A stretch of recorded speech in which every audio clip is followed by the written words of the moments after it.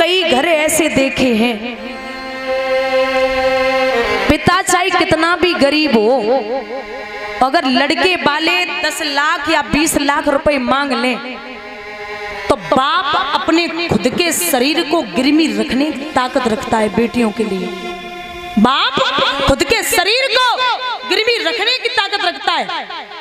और जयमाला जब पड़ती है, बेटियां सज धज के जाती हैं, लेकिन कई पिता ऐसे होते हैं जो खुद के कपड़े बदलना भूल जाते हैं। बेटी की शादी में बाप खुद के कपड़े बदलना ही भूल जाता है। और जब बिटिया शादी के योग्य होती है दादा, बाप जब लड़का देख के आता है तो उसी दिन बाप का चेहरा उतर जाता।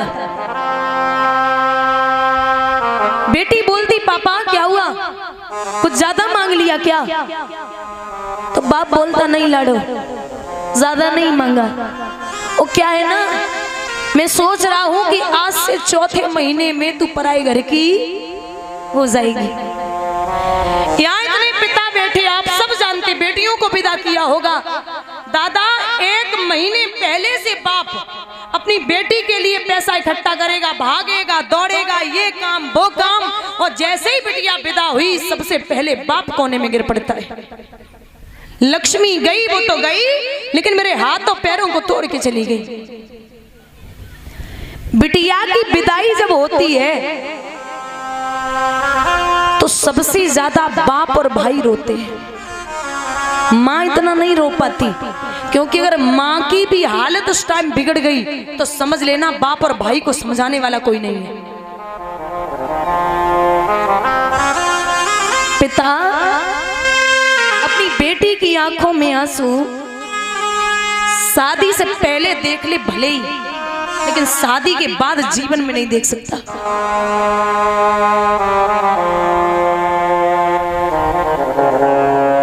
दादा बेटियां वो हैं, अच्छा बेटी की विदाई पे सब रोते हैं, लेकिन एक ऐसा व्यक्ति रोता जिसे नहीं रोना चाहिए, वो है बेटी का भाई। जब तक वो कुंवारी रहेगी रोज पीटेगा, रोज मारेगा, खाना बना, मेरे कपड़े धुल दे, बना ऐसे घर में शादी करूंगा, रोज सास लड़ेगी। लेकिन जब बहन विदा होती सबसे ज्यादा भाई रोता है। एक व्यक्ति ने पूछा कि आज क्यों रो रहा है, रोज लड़ता था।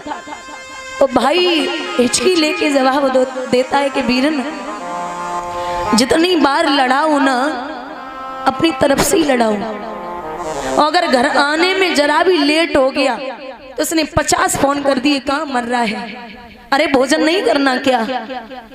मैं हमेशा लड़ता था, तो वीरन आज से न तो कोई लड़ने वाला होगा और ना ही कोई मनाने वाला होगा। एक बाप के भले ही 4 बेटियां हो, 4, और दादा वो इतनी सामर्थ्य रखता है, बाप 4 बेटियों को राजकुमारी की तरह पालेगा। बेटी अगर विदा होगी तो मुड़ मुड़ के अपने घर को देखती है, और बिटिया की विदा आप कर भी दो तो हर दूसरे दिन फोन करेगी, माँ की नहीं पूछेगी, पापा आप ठीक है ना, आपकी तबीयत खराब थी, दवा लेते हो ना, अरे मेरा मन कर रहा है आपको देखने का, मेरे ससुर से फोन कर देना, वो मुझे भेज दें। बाप फोन करेगा, समझी जी बेटी को भेज दो। ससुर कहते नहीं भेज सकता, त्योहार पे आएगी, बेटी मन मार के बैठ जाएगी, नहीं जा सकती। अरे अगर कुंवारी है बिटिया और माँ अगर चिल्ला दे बेटी पर तो बाप लड़ जाता, बोलता नहीं बेटी से कुछ मत कहना, मेरी बहुत प्यारी है, पराए घर जाएगी, पता नहीं कैसा परिवार मिले।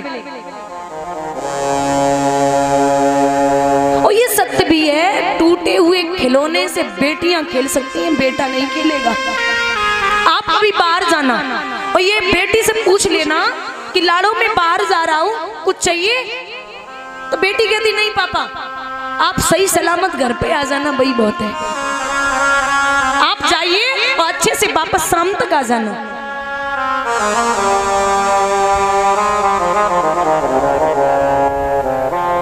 एक गरीब की बिटिया जब विदा होती है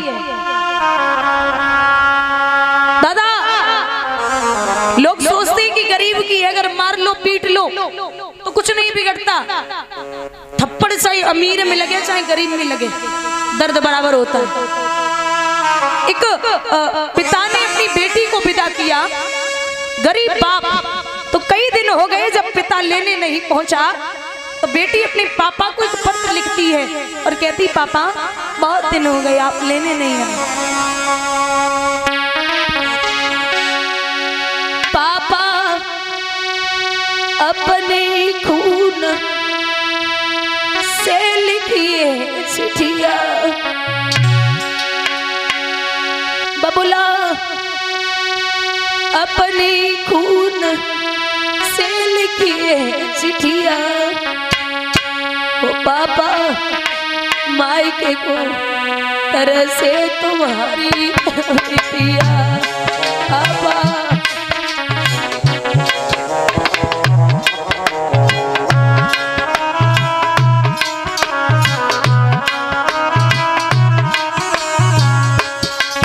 पिताजी सासु मेरी मारे ससुर धमकावे, पापा सासु मेरी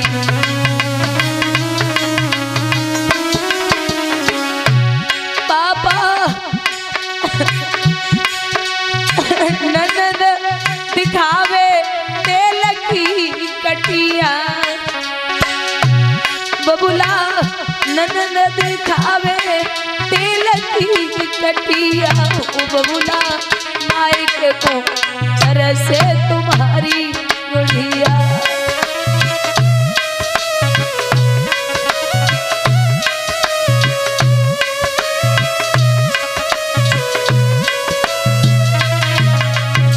पिताजी जिसको बनाया पापा जीवन साथी,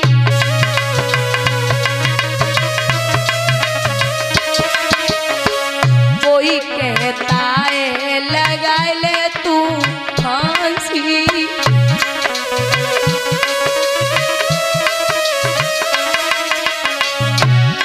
बस थोड़े ही दिन न किया बिटिया,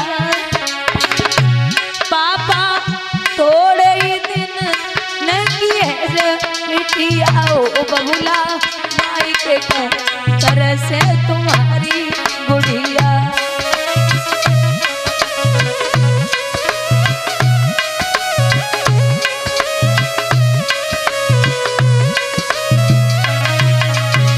और ए पिताजी मायके में पापा तुमने कब कब डांटी,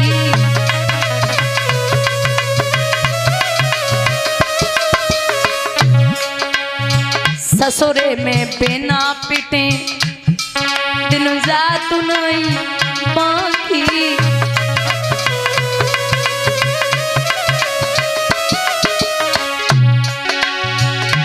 पापा कैसे रहे तुम्हारी गुड़िया,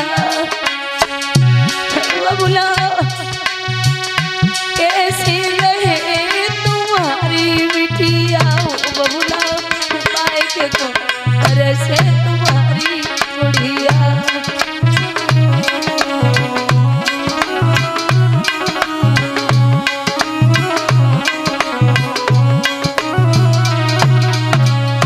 पिताजी आपने जब विदा किया था तो आपने मुझसे कहा था बहुत जल्दी लेने आऊंगा, अपना बचन पापा भूल मत रहियो,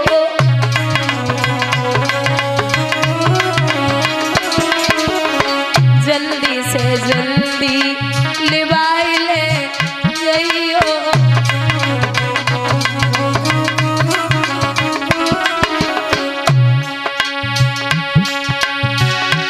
बबुला थोड़े ही दिन न किया बिटिया, पापा थोड़े ही दिन न किया गुड़िया, ओ बबुला मायके को तरह से तुम्हारी बिटिया।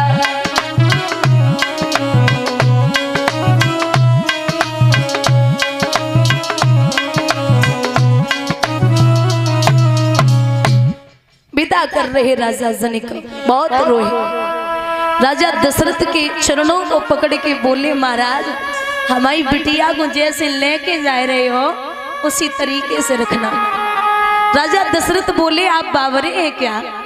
अरे हमारा राम बहुत बोला है, कभी आपकी बेटी को कष्ट नहीं होगा, हमारे यहाँ बेटी बन के रहेगी। विदा किया। महाराज सब विदा करा के लाए। बड़ी खुशी है आंगन में, चारों पुत्रों की बधू आई हैं।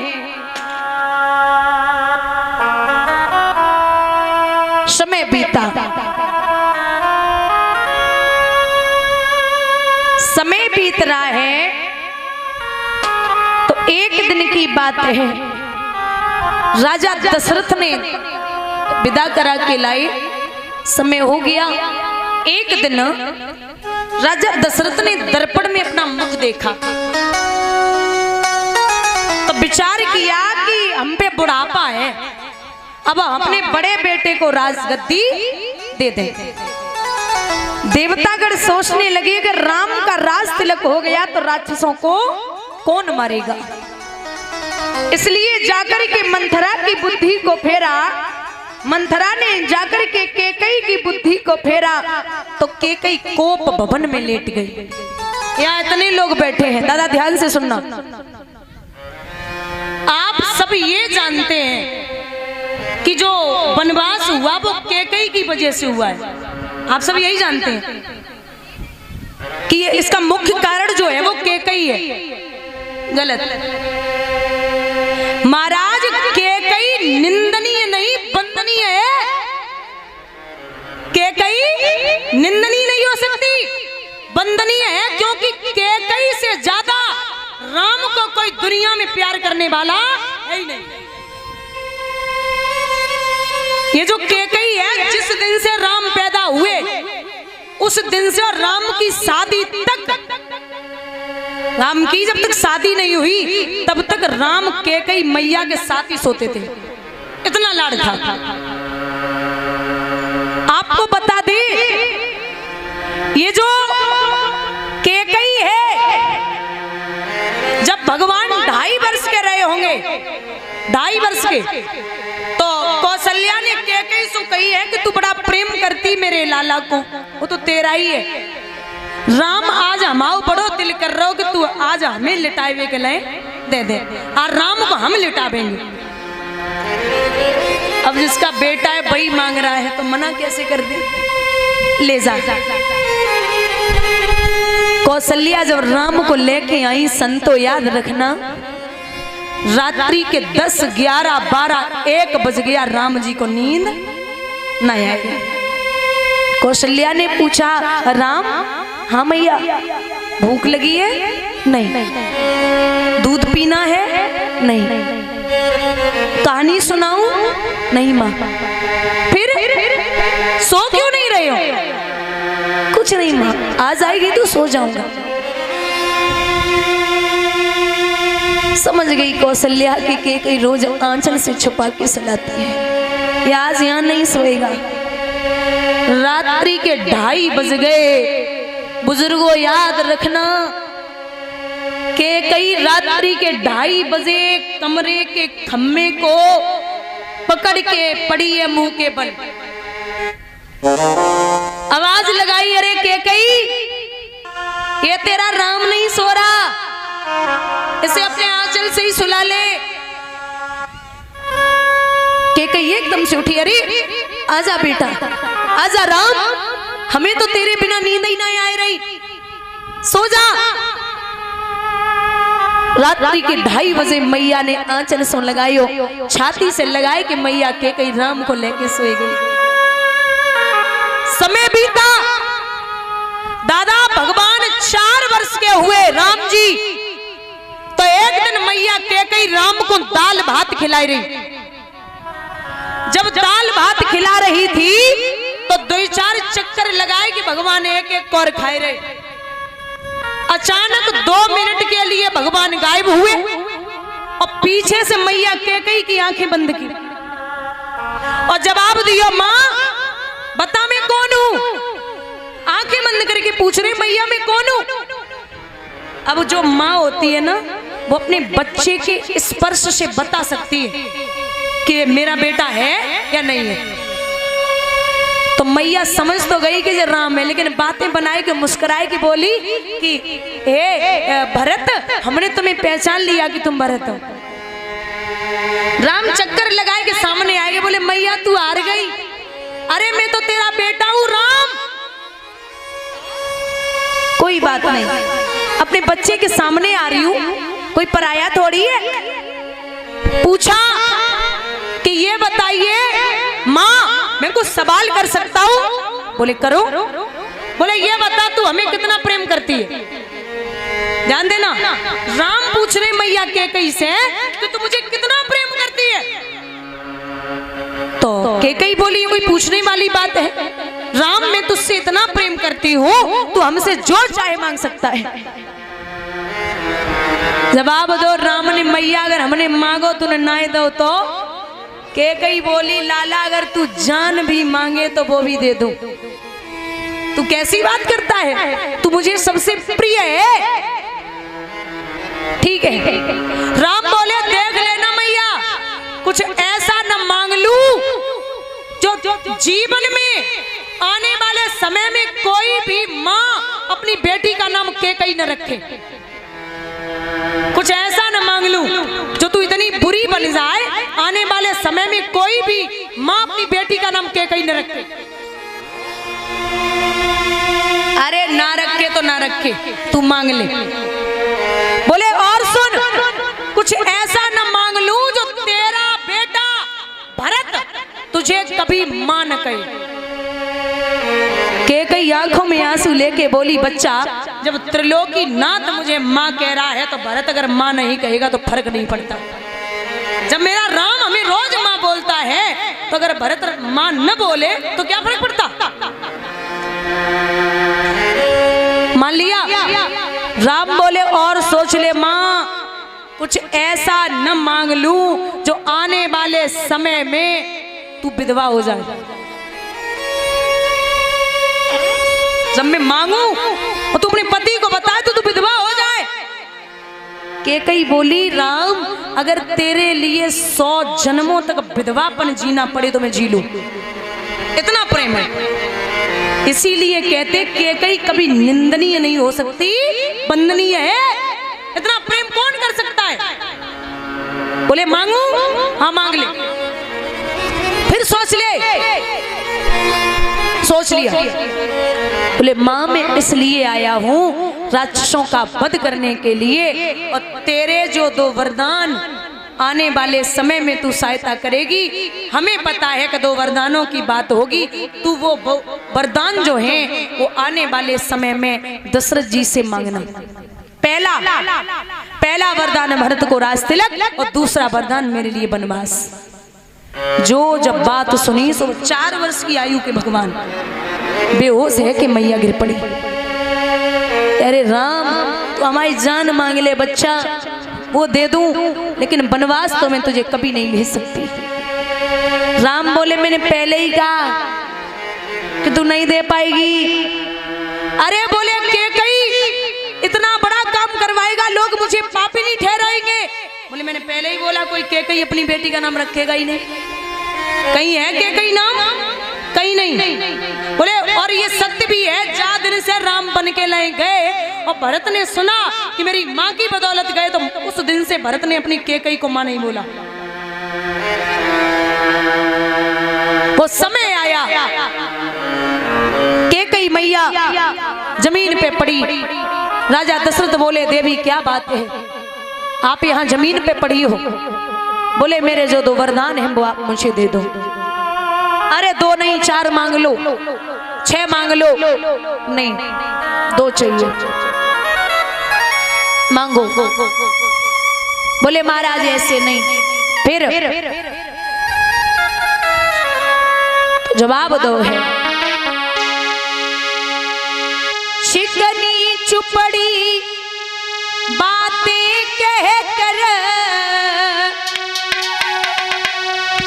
मुझे अबला को ना बहकाओ। सच्चे हो तो रघुवंशी सौगंध राम की खा जाओ।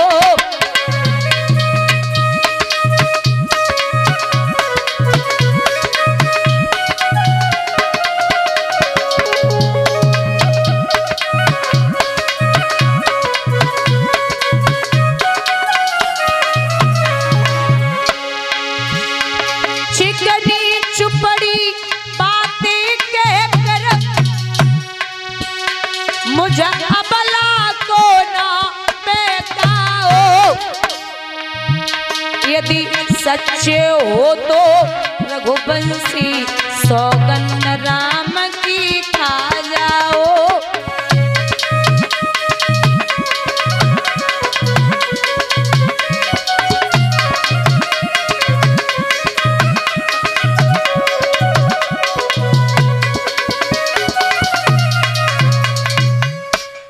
की सौगंध खा जाइए।